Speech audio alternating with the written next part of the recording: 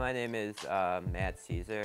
I'm a 18-year-old. I live in Oak Park, and I make documentary films mostly pertaining to the issue of social justice.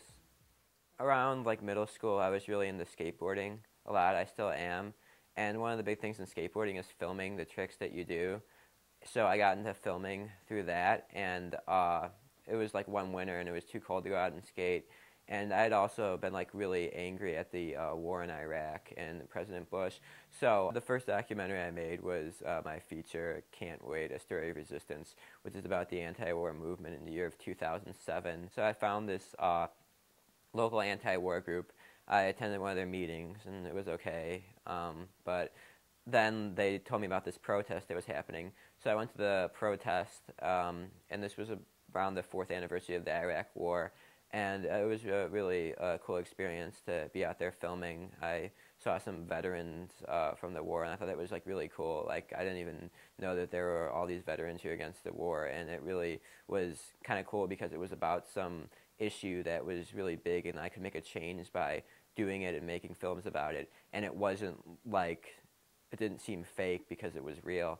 So through that process, I just kept going to more protests and filming people giving lectures and stuff, and normally like when the people were done lecturing, I was able to interview them. One time I was at a military recruiting center.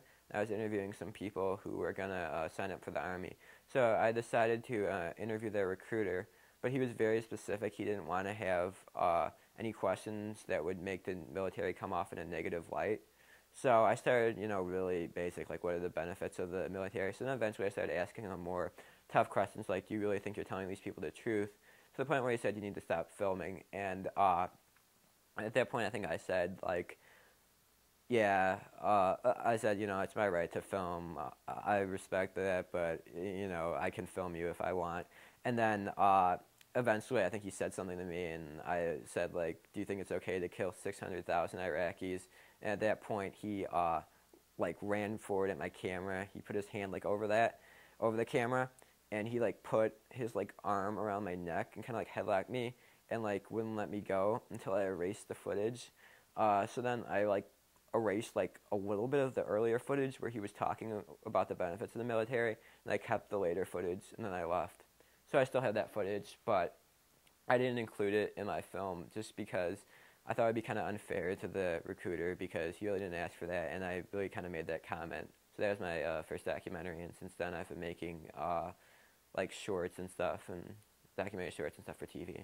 Well, right now I'm working on this documentary about my high school's wrestling team. They came in first place at state, and it's kind of a weird experience because I'm more used to interview-based stuff and people speaking, and it's kind of weird just to have a bunch of footage of sports, but then have interviews about it and explaining why they do it. And there's a lot of really interesting stories about it. Like the coach is really interesting. He won the state championship, and some of these kids, they came from kind of bad backgrounds, and wrestling really helped them out a lot. So it's kind of hard because it's it's almost like doing two things. One is filming wrestling matches, and the other is trying to get a story out of it. I kind of want to make a difference in the world, and I want to just make something that's not required, just kind of go beyond.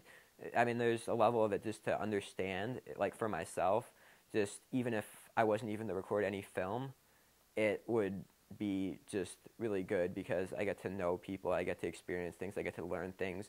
But then the other thing is I get to bring up issues that I think are important, and I don't sound too imposing because I'm not necessarily saying them myself. It's kind of more the way I see things and the way I see other people. And I kind of have an obligation to go and speak for the voices of people who can't do that, and kind of show people what is out there in the world, and whether it's through filming protests or whether it's by interviewing people who've been to war or stuff like that, or who have been oppressed. It really helps people kind of understand it, and it gives voices to the voiceless. So that really inspires a lot of my work. I'm definitely going to continue to make documentaries, but there are stories everywhere, and I think there's stories even where you don't expect it.